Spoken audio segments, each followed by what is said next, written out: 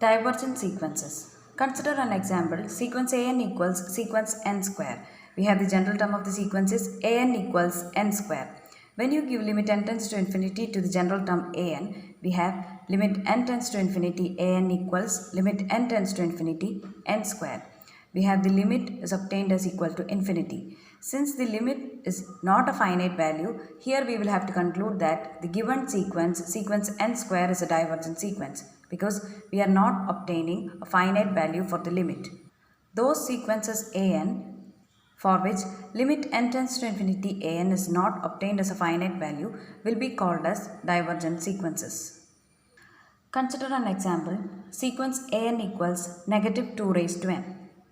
When you check limit n tends to infinity an, that is, you apply the limit n tends to infinity to the general term an, we have limit n tends to infinity negative 2 raised to n equals negative infinity.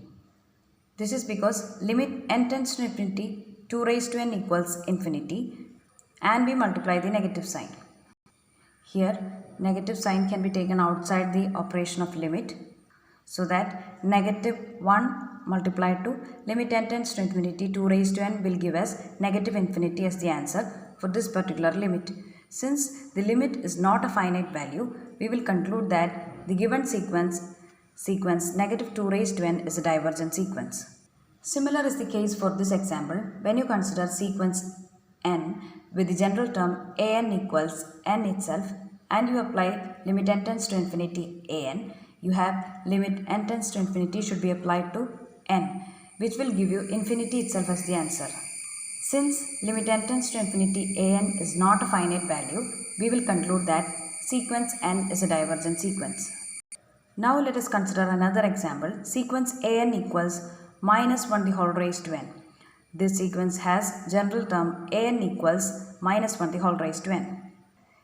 For this sequence, we have first term a1 equals minus 1 the whole raised to 1, which equals minus 1 itself.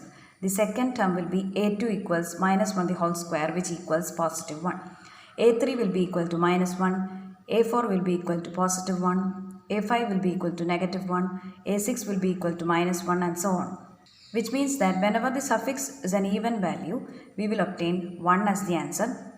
Whenever the suffix is an odd value, we will obtain minus 1 as the answer. So there are two terms, a suffix 2n and a suffix 2n plus 1, which can be considered as the general term. This is because the suffix n can be either positive or negative. Therefore, the output will be either positive 1 or negative 1.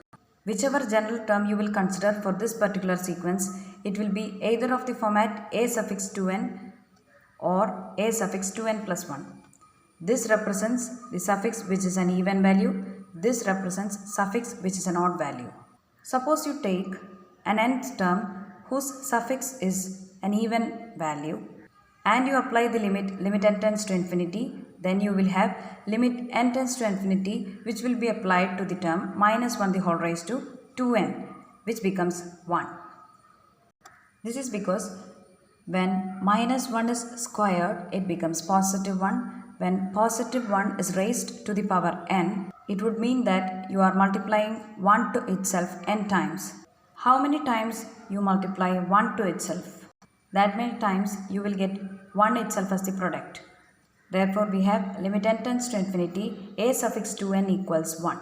Similarly, when you consider limit n tends to infinity a suffix 2n plus 1, we will have limit n tends to infinity applied to minus 1 the whole raised to 2n plus 1. Minus 1 the whole raised to 2n plus 1 can be written as minus 1 the whole raised to 2n multiplied to minus 1 the whole raised to 1. We have minus 1 the whole raised to 2n will give us positive 1 as the answer even after the application of the limit n tends to infinity.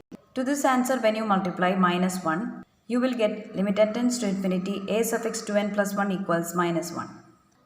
Or you can consider minus 1 the whole raised to 2n plus 1 equals minus 1 the whole raised to 2n multiplied to minus 1 the whole raised to 1. Minus 1 the whole raised to 1 equals minus 1 can be taken outside the operation of limit n tends to infinity. Therefore, we obtain minus 1 multiplied to limit n tends to infinity minus 1 the whole raised to 2n. We have already obtained limit n tends to infinity minus 1 the whole raised to n equals positive 1.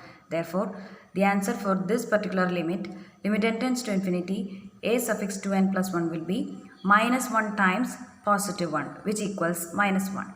This particular sequence is neither convergent nor divergent.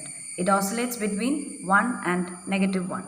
Limit when operated on a suffix even value is different from limit when operated on a suffix odd value.